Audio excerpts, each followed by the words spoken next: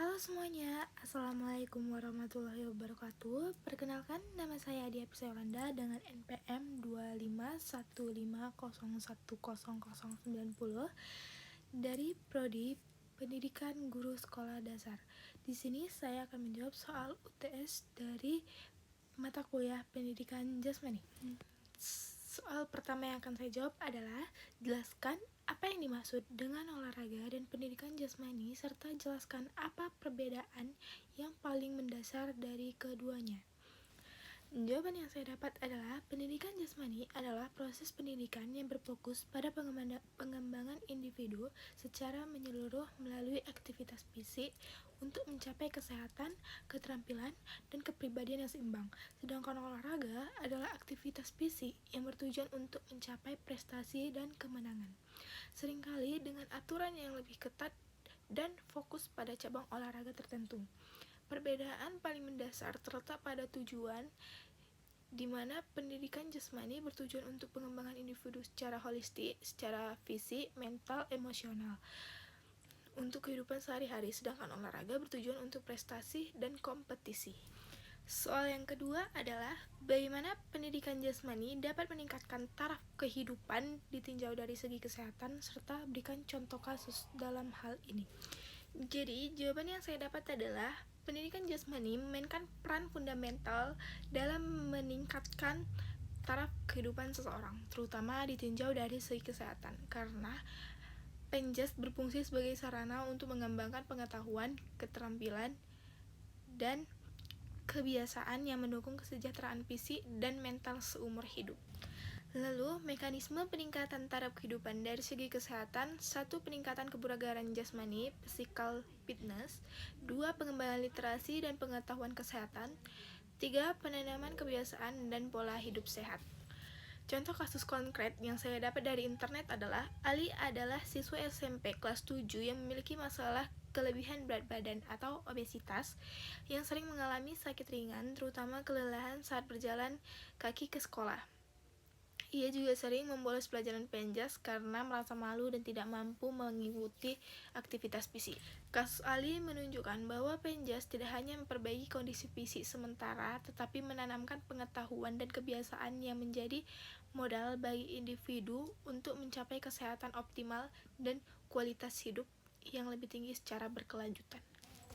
Soal yang ketiga, sebagai seorang guru dan calon guru, sejauh mana Anda dapat memberikan kontribusi dan memperbaiki pengetahuan anak dan masyarakat dalam hal kesehatan dan kebugaran jasmani, serta berikan contoh konkret. Jadi jawabannya adalah tentu sebagai seorang guru dan calon guru pendidikan jasmani, kontribusi saya dalam memperbaiki pengetahuan anak dan masyarakat mengenai kesehatan dan kebugaran jasmani sangatlah besar dan mencakup dimensi yang luas. Dalam dimensi kontribusi, saya dapat membagi menjadi 2 faktor utama, yaitu sasaran langsung, anak atau siswa, dan sasaran luas, masyarakat. Yang pertama, kontribusi pada anak atau siswa di sekolah. Ini adalah tanggung jawab inti saya. Saya adalah agen perubahan yang paling dekat dan paling sering berinteraksi dengan anak-anak. 1. Pendidikan kesehatan atau health educator. Saya bertanggung jawab menyampaikan pengetahuan dasar dan mutakhir tentang anatomi, fungsi tubuh, nutrisi, higienitas, pencegahan penyakit, dan bahaya zat adiktif. 2. Pembinaan kebugaran atau fitness developer. Saya bertanggung jawab untuk merancang dan melaksanakan program aktivitas fisik yang aman, menyenangkan, dan efektif untuk meningkatkan 5 komponen kebugaran jasmani, yaitu daya tahan, kekuatan, kecepatan, kelenturan, dan komposisi tubuh. Yang ketiga, pembentukan kebiasaan atau habit former. Saya tidak hanya mengajar di kelas, tetapi menanamkan motivasi dan keterampilan agar siswa menjadikan aktivitas fisik dan pola hidup sehat sebagai bagian dari gaya hidup mereka seumur hidup. Yang kedua, saya akan menjelaskan tentang kontribusi pada masyarakat, orang tua, dan komunitas. Kontribusi ini dilakukan melalui sekolah sebagai pusat komunitas. Peran saya adalah sebagai penghubung dan inisiator gerakan sehat. 1. Penyebar informasi melalui siswa, seminar, atau acara sekolah. Saya menyebarkan informasi kesehatan dan kebugaran yang benar, melawan mitos, dan mempromosikan manfaat bergerak. 2. Fasilitator perubahan.